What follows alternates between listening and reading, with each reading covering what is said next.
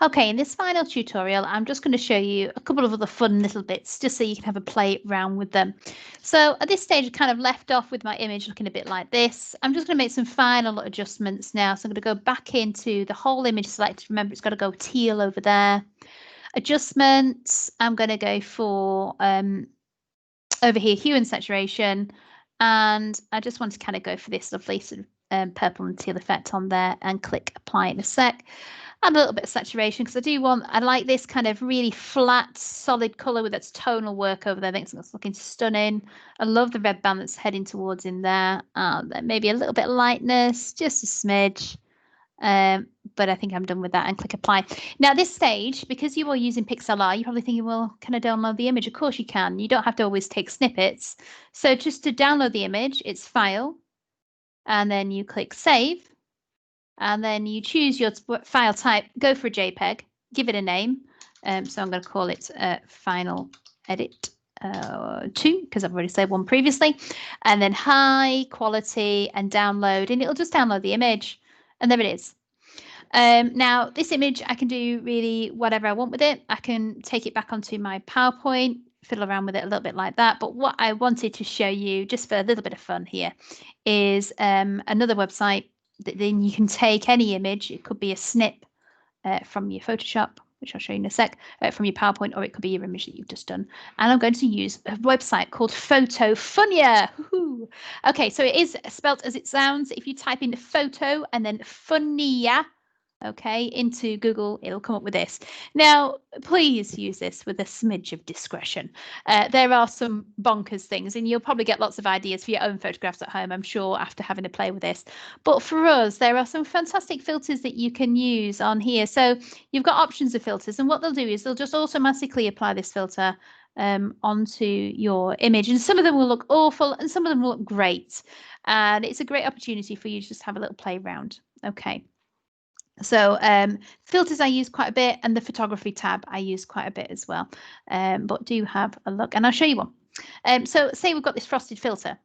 You choose a photo. Well, we've just made one, haven't we? So let's just get that now. So upload the photograph. There it is. That's the second edit. Click open. Okay, sometimes it'll ask you to crop depending on what it's doing to it. You can choose a different range of color accommodations. Different filters have different options. Click go, and you'll see now that this has this applied onto it. I think that was lovely. Really beautiful in itself as a piece of artwork. Let's just, you can download, by the way, these. You see, download that. So you've got as a file, but you can also just copy and paste it, pop it on your PowerPoint. Let's make a new tab, new file, new slide. Let's pop that on. Doesn't that just look absolutely beautiful? Let's insert the original one that I've just done. So pictures. Here we go. I could spend hours doing this. Some of you will get really frustrated by it, but I just think it's ace. I think we said previously, I quite like them facing each other together because it gets a bit weird when they're not. So let me just flip this one around. Let's place that like that. It doesn't have to be like this. I just thought as an idea, maybe. Let's marry that up, pop that up there, and just check that the same width as well. That is quite nice though, like that, isn't it? Okay, anyway, so there's another one. Let's go back on Photofunia. Yes, that name is legit. I am talking about the right thing. Okay, I'm getting a bit tired now. Okay, so we've got drawings vintage. Yes, believe it or not, you can turn your artwork into a drawing. You can actually make it look like you've been drawing it, although these aren't your hands. Let's just have a little bit of fun here. You might have to crop it down a little bit, but there you go. So it spent me hours drawing. Look at me drawing my picture. But actually, if you do go into the drawing tool here, it will just sketch out the entire thing for you, which is really nice. This one was quite nice. Again, you know, it might be, you know, something that you find interesting with your own project that might link with it. Obviously, don't do too many daft things, but there are some good things that you could see. It's just adding an extra dimension. That is quite interesting as a piece of work. So let's download that. Let's do another one. Let's go back onto drawing because I was having a play on that before. They're ones that can render it and make it look like it's on a wall. You know, if you're doing a bit of graffiti art. There we go. Let's have a look what it might look like if it's on a wall. Can you see? Let's go back to the photography section. I've got You Are My Universe, double exposure. That's where you can put 2 images in. Film scan, instant camera. So lots of different ones you can play around with on there. Vintage photo is quite nice. It kind of gives a nice sort of oldie worldy look to your work. And you see this bit, you can change, you can put text in there. That's lovely. I love that. There is obviously a whole section dedicated to vintage.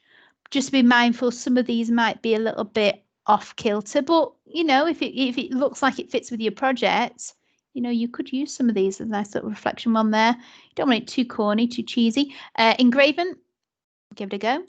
Let's put this one back in. So I'm just popping the same image again and again and just seeing what I end up with.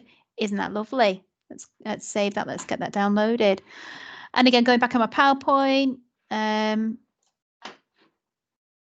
making a new slide. Let's insert a few of those as well. So Photofunia, there you go. Have some fun with Photofunia. Generate a range of those ideas and then add them onto that PowerPoint. I think I might add that one, the engraving and the vintage, just to see how they look like with each other. But I did like that one as well. Let's just take that other one off. There we go, and insert. Some really, really nice different experiments, something that I wouldn't have necessarily thought of. I do like this. That's something special, isn't it? So have a play around with it, see what you get.